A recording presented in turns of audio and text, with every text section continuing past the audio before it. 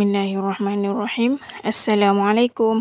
Hari ini kita sambung pelajaran kita perkara pendidikan tauhid darjah 3. Kita sambung pelajaran yang ketiga, Al-Quran kitab terakhir. 3.2 Kandungan kitab Al-Quran. Kita akan tengok apa isi kandungan yang terdapat dalam kitab Al-Quran. Yang pertama, kebenaran isi kandungan Al-Quran tidak boleh dipertikaikan dan diragui oleh sesiapa pun. Tak ada sesiapa pun dalam dunia ni yang boleh menafikan tentang kebenaran Al-Quran. Sebab apa? Al-Quran daripada Allah yang Maha Mengetahui. Yang kedua, Al-Quran adalah merupakan panduan hidup umat Islam. Al-Quran ni sebagai rujukan ataupun sumber yang paling utama untuk kita sebagai orang Islam. Antara kandungan utama di dalamnya ialah yang pertama, akidah. Panduan akidah yang betul menjadi asas pegangan setiap manusia di dalam dunia ini. Akidah ni maksudnya pegangan kita ataupun keimanan kita kepada Allah. Yang kedua, ibadah. Panduan ibadat dan ketaatan untuk mendapat keredaan Allah Subhanahu wa Ta'ala. Yang ketiga, akhlak.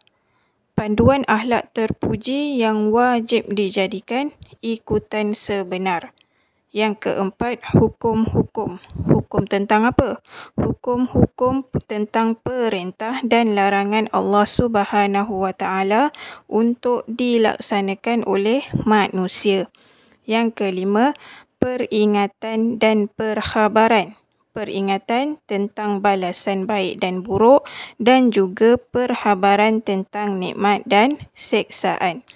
Yang keenam, sejarah dan kisah umat terdahulu untuk kita jadikan sebagai teladan.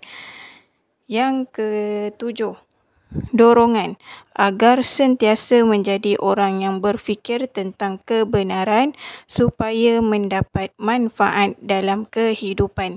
Dan yang ke-8, perkara-perkara ghaib. Ada penjelasan tentang perkara-perkara ghaib dan kewajipan mempercayai perkara-perkara ghaib. Apa perkara ghaib? Perkara ghaib ni perkara yang kita tak nampak. Benda yang kita tak boleh nampak dengan mata kasar tapi kita kena percaya. Apa perkara-perkara ghaib yang kita kena percaya?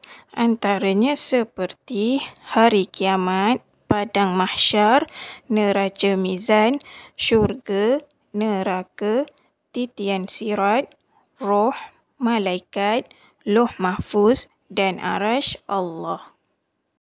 Dan yang terakhir, yang ketiga, terdapat banyak penemuan sains masa kini yang membenarkan isi kandungan Al-Quran. Sebelum manusia buat kajian atau penemuan-penemuan sains ni, Allah dah terlebih dahulu nyatakan dalam kitab Al-Quran. Contohnya, lapisan langit dan bumi. Bumi mempunyai 7 lapisan, begitu juga langit. Ini disebut dalam surah At-Talaq ayat 12. Seterusnya, proses perkembangan bayi di dalam kandungan ibu. Di dalam surah Al-Mu'minun ayat 12 hingga 14 ada dinyatakan tentang proses pembentukan bayi di dalam rahim ibu. Kemudian perjalanan planet-planet dalam cakrawala. Semua planet beredar di atas orbit masing-masing dan tidak berlanggar antara satu sama lain sebagaimana dijelaskan dalam surah Yasin ayat 40. Dan lain-lain lagi. Sampai di sini sahaja pelajaran kita pada hari ini. Kita sambung lagi pelajaran kita pada masa yang akan datang. Jaga diri. Assalamualaikum warahmatullahi wabarakatuh.